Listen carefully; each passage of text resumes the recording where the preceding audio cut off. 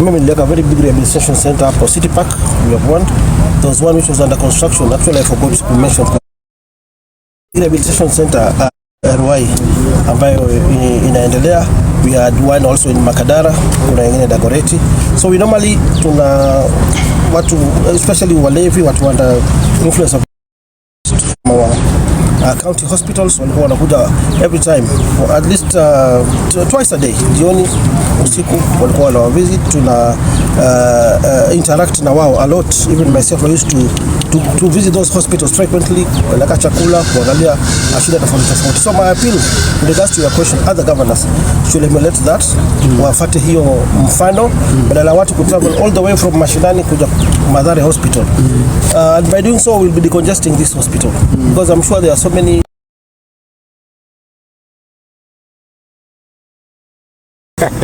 Yes, so Obina, borrowing from Kimani's lesson, are we as journalists in our line of work prone to mental health and substance abuse issues? Because there's been that discussion that we are not really talking about. Yes, so journalists are the work we do. We work under so much pressure. Like today morning, I think I posted this thing about 10 minutes to the time we're here, but I'm getting and finding people at the gate. I'm like, oh, you're okay. So that was too quick. That's too pressure. Then people expect you to deliver. And the journalism life me and you are coming from radio and newspaper and TV, we know the pressure that was there from your bosses to everybody to deliver. And then sometimes the remuneration is not worth the whole hassle. Then also backlash online. People expect you. They forget that journalists are also just human beings. So sometimes, when a man lacks purpose, they distract themselves with pleasure. So that's why you find, umevutwa job, ama una hustle, ama ukiona hujapatiwa any report kufanya ni nini, what do you do? Unakunywa wapi? Wacha nipigie base. Unapiga jaba wapi? Wacha nipigie base. So we distract ourselves with pleasure. Then now bad company inaendelea leo, kesho, then unajipata umeshakuwa addict na umezoea, and now that one leads into other things as well. So journalists, A1, and also we have other So young, eh? Yeah. Is age factor and exposure to that media environment another risk factor, and how can that be addressed? No, age is not really a factor to be a journalist. It's just, I will talk about personal self-esteem, because we have journalists who started at a young age and they never changed. Ones who started at a very older age and they changed. It depends with the person. Your personality, how strong is your personality? Then how weak are you as a person? Because we have people who mabeshta wako akisema leo tukitoka hapa tuende sherehe ataenda, but tunasema hapana, mimi naenda kuedit hizi whatever ni post. So age is not really a factor, but your friends, the company you keep, then also your personal well-being, your personality and your self-esteem. There are people who want to fit in. We know the people we've lost because anataka kufit in akina mwesha hapa, pia wewe unaingia kwa life yake nini umenu umechukua.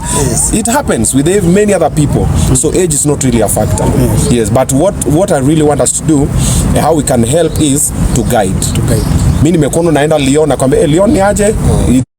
Ni aje BTG, ni hapa nini, ni aje SPM, ni aje hapa change hapa hivi, but pia wengine pia wasikie, because naweza kuambia ndio, lakini sikio la kufa alisikia down.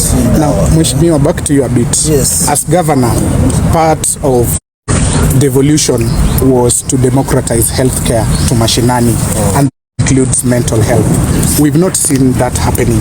There's a lot of laxity, especially the people who are traveling all the way from very far places to this place just to access mental health services. What do you have to tell them? Because you might save Kimani today, but there are a million other Kenyans out there who also need services.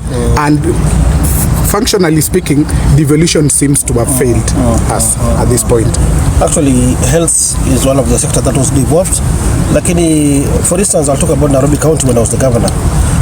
Maybe like a very big rehabilitation center for City Park. We have one.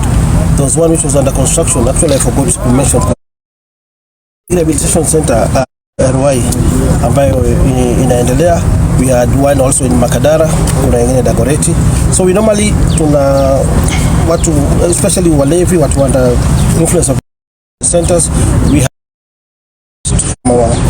have county hospitals, walikuwa wanakuja every time, or at least twice a day, jioni, usiku, walikuwa wana visit. Tuna interact na wao a lot. Even myself, I used to visit those hospitals frequently, kupeleka chakula, kuangalia shida tofauti. So my appeal in regards to your question, other governors should emulate that, wafuate hiyo mfano, badala watu kutravel all the way from Mashinani kuja Mathare Hospital. And by doing so we'll be decongesting this hospital because I'm sure there are so many patients kwa hizi maward.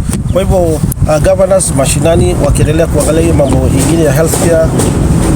For instance, we see all governors wameweka maternity hospitals, not only mental mambo ya mental health, but unaona mimi niliweka paka a renal unit in Mama Lucy and Mbagathi. We opened a renal unit there. We are doing dialysis wenyewe.